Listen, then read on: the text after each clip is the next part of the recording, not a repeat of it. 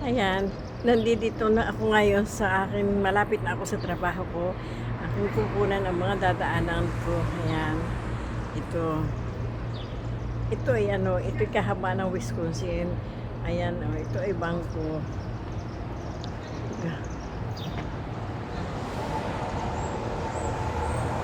Ito yung restaurant. Ayan. Restaurant. Greco restaurant. Ayan. Ito ang kapaligiran dito. Naglalakad ako papunta sa malapit. 2 blocks lang away. Ayan. Dito. Ang mga kalula. Ito ang dinadaanan ko sa ibang daan. Marami naman daan dito. Ayan. Ating babay-bay. Pakikita ko sa inyo. Ito dati pagka mga kalula, ito pagka pag fall, ang dahon niyan mag-uumpisa na yung maging brown.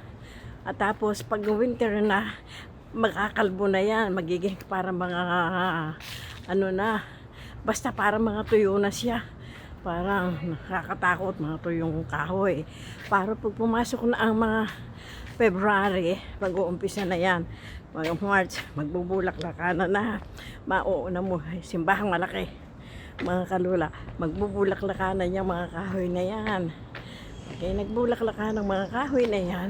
Ang ganda, panay bulaklak. Nakikita nyo minsan, ipinupos ko, panay bulaklak. Tapos, pagkatapos ng bulaklak, pagdating na summer, July, umpisang napakainit. Ayan. Pagkatapos ng bulaklak, mga May, ayan, sisibol na ang mga berding sariwang-sariwa. Sariwang-sariwang dahon na talagang light na light ang pagka-verdi. Ayan. Na may mga bahay sa paligid. Ayan. Alam mo kalula, pagkatapos noon, iinit na ng mainit na mainit, gugulang na ang mga dahon. At yun na, sinabi ko, pagdating na by October, ganyan, utay-utay na yan, magpapalit ng kulay. Yan ang mga bahay dito. Yan. Ang ganda ng kotse, ha. Pipicturean ko yung kotse, ha. Yan, ang ganda. Kita nyo kalulang kotse. Hindi akin yan. Ayan. Ayan, o. Yan, ang mga dinadaanan ko. Kita ninyo. Yan talaga, ang buhay. Kayod lang tayo. Ito ang sa araw-araw.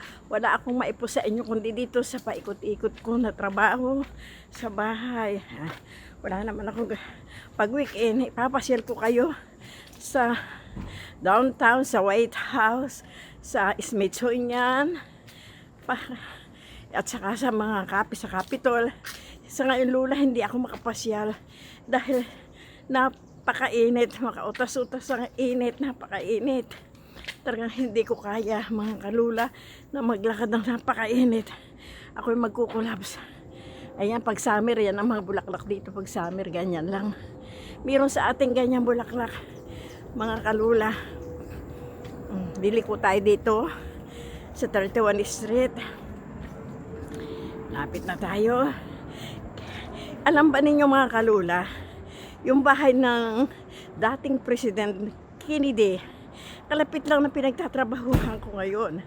Yun ay dati, pinagtrabahuhan ko yung bahay na yun last year. Ay tayo, nung habang ako nagpapagawa ng bahay, may trabaho ako doon, part-time ko.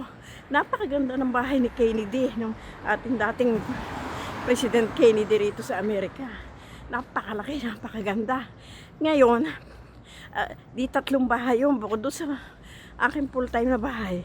May pinart-time akong 3 bahay doon tuwing hapon. Kailangan malinis ko yung 3 bahay na yon. At nabili yun ng aking dating boss. Mamaya ipakikita ko sa inyo. Ngayon naman, namatay na ang boss ko. Ay, nakabili ay isa yata milyonaryo. Pinare-renovate. Ay, hindi ko kaya maglinis at pinagaganda. Talaga napaka Ngayon na andun maganda na ipakikita ko sa inyo. Mamaya, ang bahay niya, aking sa inyo. Napakaganda ng bahay ng Kennedy. Dating Robert Kennedy ba yun? President. Oo, ayan. Okay mga kalula. Ayan, lumiko na ako. Yan, 3 bahay na lang trabaho ko na yan. Yan. Sige mga kalula, sa susunod uli, I love you all. And mag-ingat kayong lahat. Okay, bye-bye.